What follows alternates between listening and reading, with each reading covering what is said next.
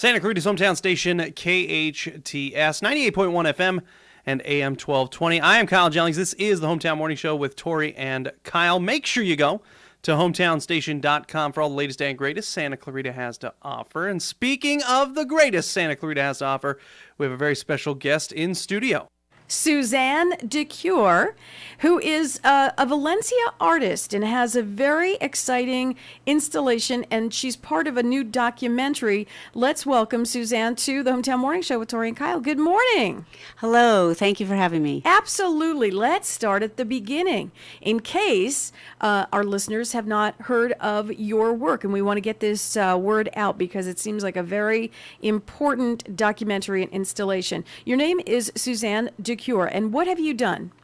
Well, I have created an entire art project with fabric, and what spurred this idea was that I was cleaning out some closets, and I came upon this jacket that our daughter was wearing when we first adopted her from China 20 years ago. A little more than 20 years ago.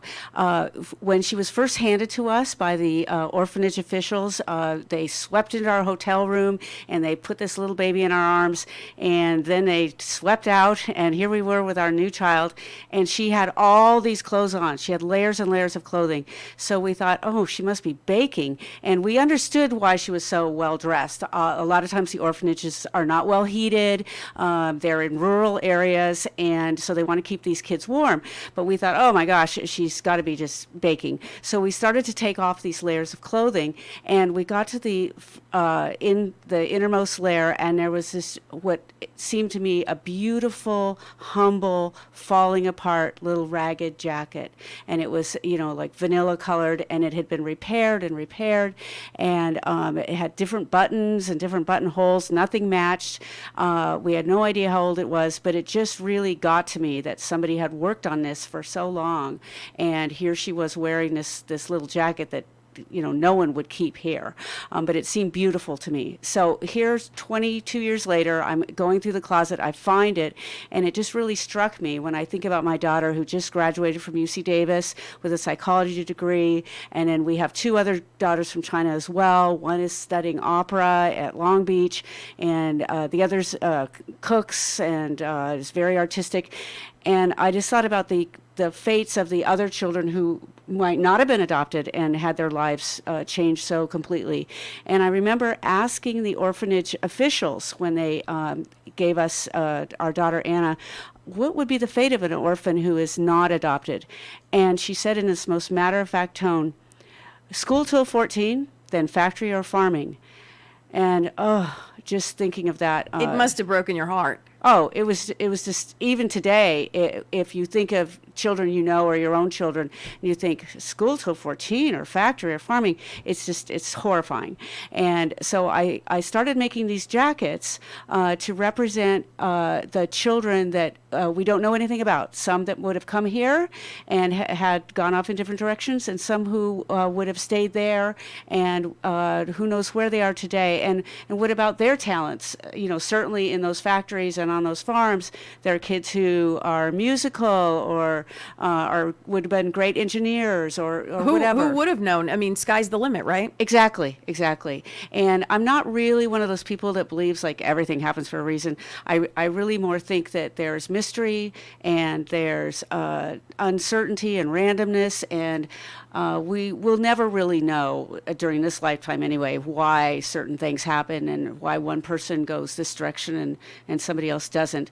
But I took old fabrics that were not fancy and created these small jackets out of these scraps, and I did use hand sewing, and I used machine sewing as well.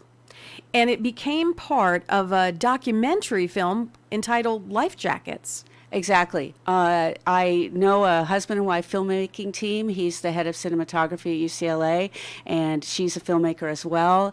And they were taken with this idea, and they came to me and said, could we do a short documentary about this project?